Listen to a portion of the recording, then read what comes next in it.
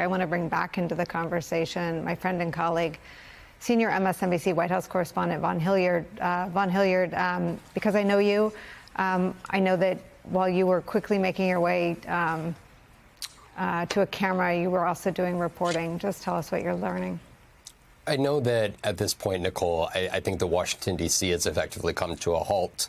This is a moment where Charlie Kirk is somebody who had ingratiated himself across not just this White House and this administration, but up on Capitol Hill and in state races around the country. For anybody that is in and around MAGA politics, which is effectively today's Republican Party, you will have come across Charlie Kirk. This is somebody who, for the last decade and plus, he started his organization, Turning Point USA, back in 2012. It really kind of became a bigger organization back in 2016 when it latched on to the then insurgent Trump campaign, and it ultimately led to what it is today. This is a 31-year-old who is now deceased and been killed. Charlie Kirk is somebody who had struck up close relationships and friendships with people that in the White House. And of course, the president of the United States, J.D. Vance, was somebody who was also a close friend. Charlie Kirk was there traveling with him day to day in the final days of his primary campaign back in May of 2022. He had struck up a close friendship with Don Jr. He had struck up a close friendship with other key officials inside of this White House. And so in many ways, while he didn't work directly in the government, he was somebody who had pushed the Republican Party into making a MAGA future beyond even Donald Trump. Somebody who back in 2023, early 2023, I was in California at an RNC meeting, and he was the one that was trying to rally for the ouster of Ronna McDaniel as RNC chair. Somebody who effectively was trying to push this next generation to ensure that the party stuck to its MAGA accords. And again, I come back to the friendship part of this here, because when we're talking about our politics, Nicole, and in conversations that I've had over the years about Charlie Kirk, he is somebody who is eager to engage with people and debate them, and that is what he was doing on that university campus here today, welcoming people to a microphone to go toe-to-toe with him. And I think that this is not a conversation about the actual words, but it's about the mere presence of the words and the ability of Charlie Kirk to have a podcast, to have a place on television airwaves, and to go and onto college campuses and engage in that way. That is what we are talking about here today, and that was taken from this from the country. And I don't know what these days ahead look like. I was on a plane with Pam Bondi, the Attorney General, and Secretary Robert F. Kennedy Jr. They went on a quick day trip to Chicago for an event, and both of these individuals had struck up relationships with him in previous years. The Attorney General considered him a close friend, and so in many ways, this is a human story of loss of somebody that people in our politics considered to be a close friend. And also, I think when we're talking about the politics of what Charlie Kirk represented, he was somebody in the Republican Party that tried to lift up youth conservative voices and tried to position that as the future. And so this is one where I think that in the days ahead, we will see a very quiet White House, and especially up even on Capitol Hill, Republican lawmakers came to know Charlie Kirk. And so in a lot of ways, you know, I think we've compared Steve Bannon to a Rush Limbaugh figure because Charlie Kirk was more of an activist type. I don't know if that's the right comparison, but Charlie Kirk, if anybody was running or worked in Republican politics over the last several years, they will have worked with or had befriended Charlie Kirk along the way. Let me ask you, Vaughn, about the statements that I think came in while you were making your way to a camera for us.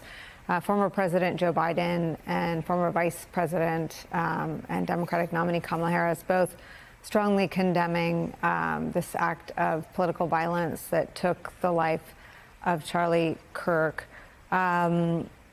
He obviously advocated for some of the most sort of extreme policies and characteristics, both substantively and temperamentally, inside the MAGA movement. But it seems significant and important that the last two standard bearers to the Democratic Party are among the first people, along with California Governor Gavin Newsom, to condemn this act as vile and disgusting. And I don't want to play a game of looking back for the timestamp on when the condemnations came in for the attack against Paul Pelosi. I believe they were not quite as clear and not quite as quick. But this does feel like a moment where people recognize this is unsustainable. The assassination earlier this summer of a Democratic leader in the state of Minnesota, the shooting of another, the 2 attempts on Donald Trump's life, the hammer assault against Paul Pelosi.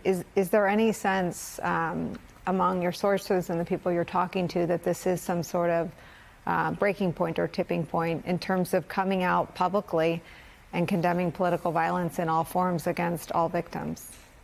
I think it's too early for that, Nicole. I would hope so. I think objectively, as a journalist and as an American, I think that I can say that. But I think that at the same time, right, another one was the conspiracy to kidnap Gretchen Whitmer back in 2020. And this is a moment where I think you're looking at what is a grotesque action taken in an effort to silence political discourse. And as you noted, there is a substantive conversation to be had about what the discourse here in this country looks like. But the mere fact that discourse can exist in this country, I think, is imperative. You mentioned Gavin Newsom, the California governor. He received some pushback and from Democrats. He started a podcast and had Charlie Kirk on his podcast, and the two men went back and forth. And there was an argument over whether Gavin Newsom was elevating the voice of Charlie Kirk and whether that was helpful to the Democratic Party and their efforts.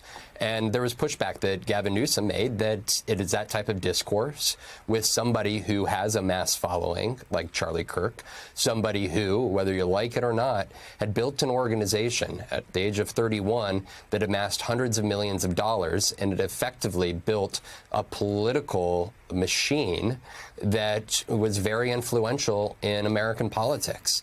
And Gavin Newsom defended the decision to have him on his podcast so the two could debate the substance of those very issues. In many ways, we have seen, voices like his leave, just the television platform space, but podcast space. And in many ways, I think that we are in this moment of watching political violence take the lives of too many, and also a reckoning with how and what discourse is allowed to look like, because there are those that are seeking to put a stop to it. People that take the life of Charlie Kirk, people that take the life of Melissa Hortman, people that go and shoot the likes of Gabby Giffords, people that go and beat Paul Pelosi. This is a moment where I think that the country really must have a deep look at itself. And as a journalist, it is hard not to look at our politics and go to these events and celebrate the fact that we have the ability to cover political campaign events today.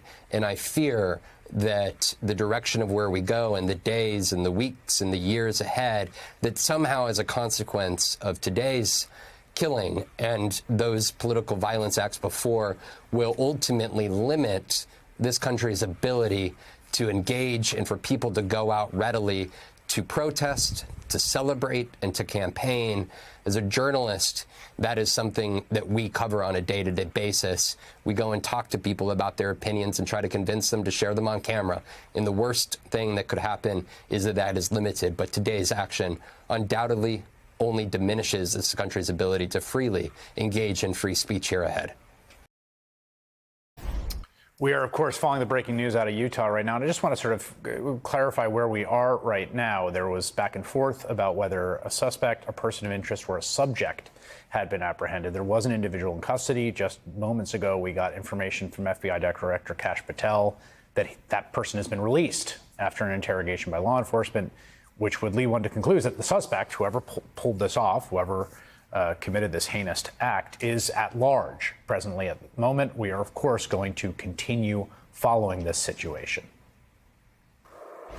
I want to bring in Senator Chris Murphy, Democrat of the state of Connecticut. He has, of course, experienced horrific gun violence in his own state and is author of the book, The Violence Inside Us, A Brief History of an Ongoing American Tragedy. Senator, I wish that we did not have such regular occasions to speak in the aftermath of something, a wrenching and horrible act of violence, but we are here again. You're thoughts about what we have seen happen today? Yeah, I mean, the first thing I think about is Charlie Kirk's family, having spent way too much time with the sons and daughters and mothers and fathers of those who have fallen from gun violence. There's just no words to describe what they're going through right now. Nobody should have to live through this horror. But I'm certainly thinking about the quickening pace of political violence in this country. In an extraordinarily short amount of time, you've seen the murder of state legislators in Minnesota, attempted assassinations of the President of the United States. Obviously, January 6th still lives in our very present memory. And we've got to have a conversation about how we draw a line here. And we can't afford to argue who's more at risk, the right or the left. The fact of the matter is the shots are being fired at political figures, whether they are Republicans or Democrats. There has been a permissiveness about political violence, and I do think the President of the United States has to answer for the way in which he's created that culture of permissiveness. But there have been elements of the left who have lionized and celebrated violence as well. And this is a moment for everybody to assess where we are and recognize that our entire democratic experiment is going to crumble if people don't believe that they're safe when they express their political views. Yeah, that's very foundational. I just want to note here, and we've been noting it tonight, that we don't yet know who did this. We don't know their motives. And it very well may be, as was the case, I think, in the wake of the attempted assassination of Donald Trump, that those motives or politics were illegible, inscrutable, something of a black box. And that's part of the context here.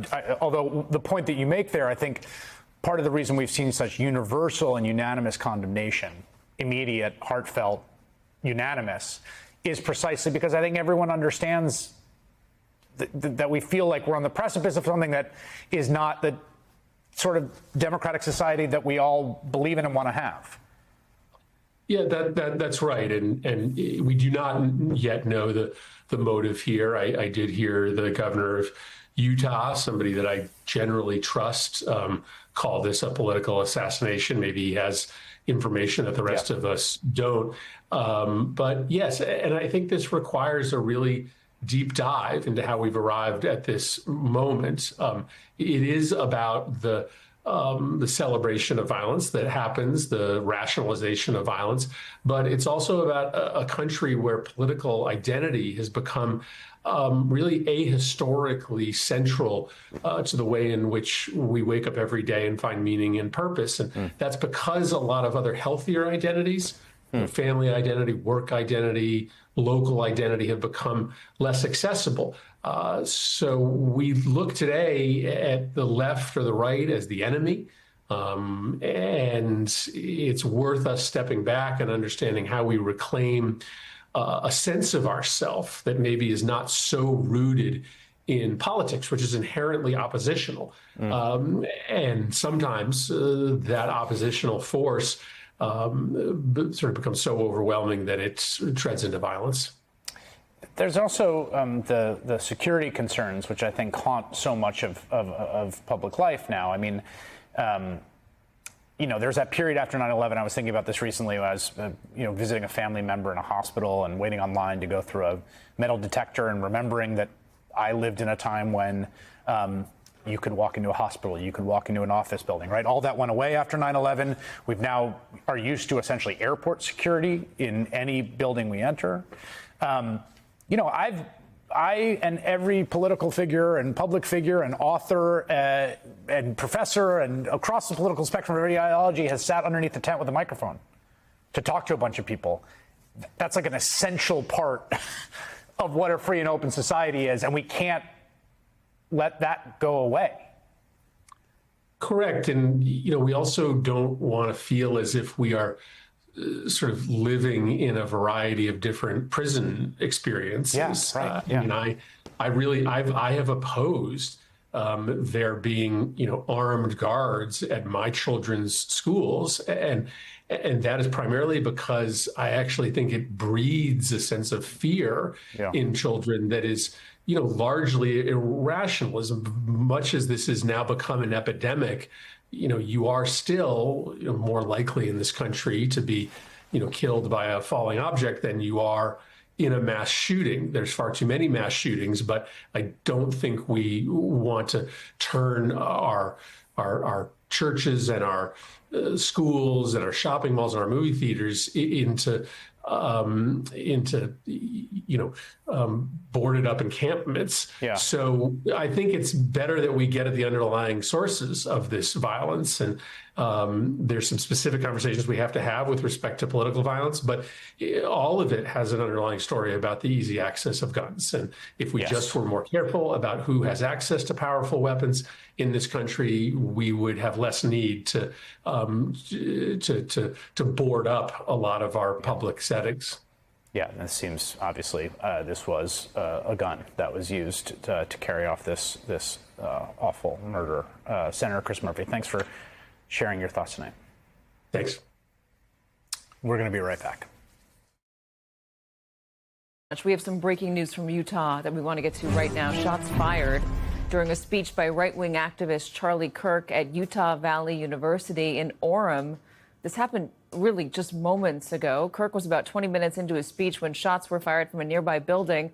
According to the university, there are reports that Kirk was hit, but as far as they know, but we're not clear on them as of right now. Joining us now, NBCNews.com politics reporter Alan Smith. We want to be very careful until we get everything confirmed. There are a lot of lawmakers out there right now, though, saying pray for Charlie Kirk. There are videos as well, but to be abundantly careful as this information is coming in, we're not going to confirm anything at this time. What can you tell us about Charlie Kirk? What was he doing at the university? Well, he was on tour giving one of the speeches as part of his group, Turning Point USA. The video showed that the crowd there was quite large. There were a lot of people who were in attendance. Not unusual. I mean, he's one of the most influential conservative leaders really in the MAGA movement nationwide.